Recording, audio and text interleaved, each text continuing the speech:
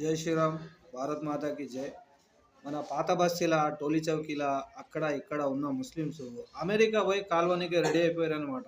అంటే అక్కడ ఏదో ఒక వాళ్ళ ఫెస్టివల్, ఒక పండుగ చేసుకుంటుంటే మనోళ్ళు ఇద్దరు అయ్యా కొడుకు పోయి సంపనీకి చూసిరంట. వాళ్ళు దొరికిపోయారు. కాకపోతే అక్కడ అక్కడ ఉన్న వాళ్ళు కూడా కొంతమంది వాళ్ళని పట్టుకున్నారు. ఇంకా కొంతమంది ప్రాణాలు అయితే పోయినాయి అక్కడ. మ్యాక్సిమం కొంత 7-8 మందో 10 మందో 12 మందిలో ప్రాణాలు అయితే పోయినాయి. అయితే వీళ్ళు వీళ్ళు ఎక్కడెక్కడ ఉంటే అక్కడక్కడ ఇదే కథలు అవుతుంటాయి. అంటే టోలీ చౌకీలో వీళ్ళ చుట్టాలు కానీ వీళ్ళ ఇంకెవరెవరో వీళ్ళకి కావాల్సిన వాళ్ళు బాంబులు తయారు చేసేవాళ్ళు, లేకపోతే పిస్తోళ్ళు తయారు చేసేవాళ్ళు ఇంకెంతమంది ఉన్నారో తెలియదు.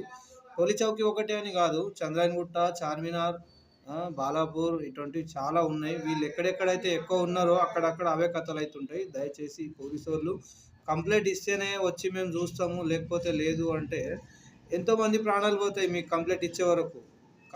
కాబట్టి మీరే కొద్దిగా ముందు జాగ్రత్త తీసుకొని ఏమన్నా మన తెలంగాణని మీరు కాపాడాలి అని అనుకుంటే పోలీస్ వ్యవస్థ అంతా కలిసి మీరు రిక్కి నిర్వహించి ఇల్లు ఎతకండి.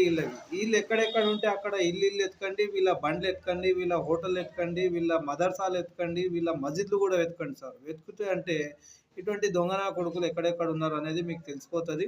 ఇలా పట్టుకొని ముందు పాకిస్తాన్కు తరిమేస్తే ఈ దేశం బాగుపడుతుంది, మా రాష్ట్రం బాగుపడుతుంది, అన్ని ఏరియాలు బాగుపడతాయి, ఈ దేశమే బాగుపడుతుంది సార్. నేను చెప్పేది ఏమైనా తప్పు ఉంటే నాకు చెప్పొచ్చు. ఒకవేళ ఇది నేను చెప్పింది నచ్చితే లైక్ కొట్టండి, లేకపోతే అందరికీ చేరేట్లాగా నలుగురికి షేర్ చేయండి. సబ్స్క్రైబ్ చేసుకోని వాళ్ళు ఉంటే సబ్స్క్రైబ్ చేసుకోండి. జై శ్రీరామ్. ఇటువంటి విషయాలు తెలుసుకోవాలంటే బెల్ ఐకాన్ నొక్కండి. జై శ్రీరామ్.